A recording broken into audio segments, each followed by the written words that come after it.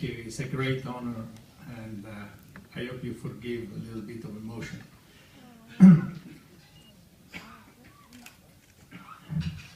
You know, I love very much this country, but I always had a problem with English. When Jessica called me on the phone, I said, "What should I do?" And she said, "Well, you have to speak for the 5 minutes schedule." I said, "Okay." So I hung up, and my secretary asked me, "What did she say?" "Oh, she said, I have to speak 45 minutes schedule." So I prepared a talk of 45 minutes. Just joking. But I really want to spend 5 minutes to tell you a story. I always wanted to do something good, to be a good doctor. And I worked hard, and 5 years ago, I started with this idea of creating the International Renal Research Institute in Vicenza. It is completely funded by charity.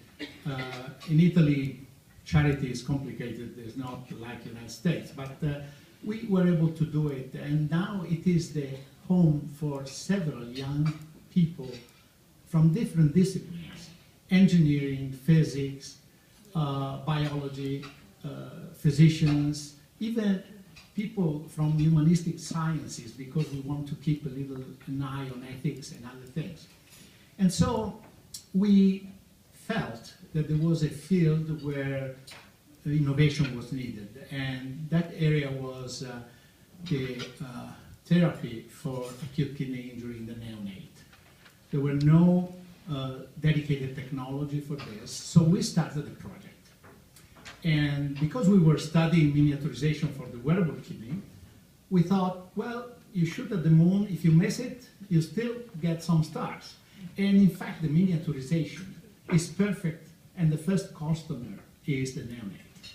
So we ended up with a machine. It's called Carpe Diem. I'm not doing any commercial, but just to explain you that Carpe Diem stands for Cardiorenal Pediatric Dialysis Emergency Machine, completely created based on project that we did and funding from charity. So finally we convinced the company to produce it and to make it in a product. And on 29th of August last year, a neonate with a severe multiple organ failure, hemorrhagic shock. She required more than 25 blood transfusions. Fluid overload, more than 65% of her body weight. She could not even be cannulated. So, what to do? The pediatrician called, and I said, Carpe Diem. And we asked the pediatric surgeon to place a double lumen catheter in the femoral vein. It was a 4 French. So I called my friend Stu Goldstein in the United States, and he told me, "You're not going to go anywhere with that." And I said, "Stu, because you don't have the Carpe Diem. Wait a minute." So we started treating the baby, and the blood flow was something like 9 mL per minute with an ultrafiltration of 1 mL per minute. And after 23 days, and I spent all the nights at the bedside of the patient, and every day, and it was just fantastic. But after 23 days, the neonate started to make urine again. And after 29 days, she was extubated, and finally she was discharged. And I tell you, to do this was like to rediscover why I did medicine. Was like to rediscover to be a doctor. I remember coming back from the night, you know, in which I have been there with the baby, and in the morning finding all the job of director of the department, which I consider a little bit of shit, you know. Anyway, I don't know if this is politically correct to say, but we're not taping. I'm Italian. So this was really something important. And after a few months, a few days ago, before coming here, the parents came to visit me with the baby, and we took a picture, and the baby is with a big smile, and she recovered completely. And in that smile, I have found, you know, all the almost 40 years of my career.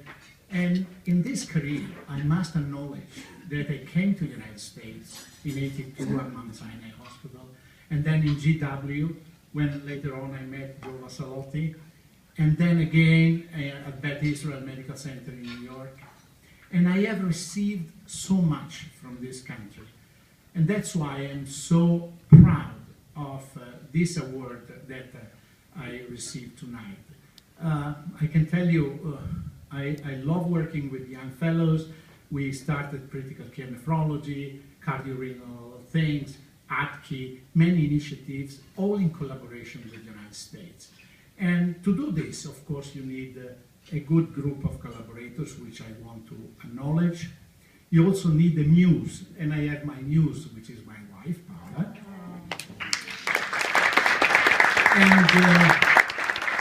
And then you need some moments of recognition to go ahead and fight.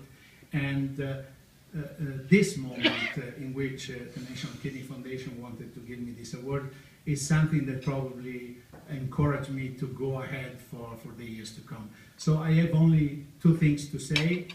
Thank you, National Kidney Foundation. Thank you, United States of America.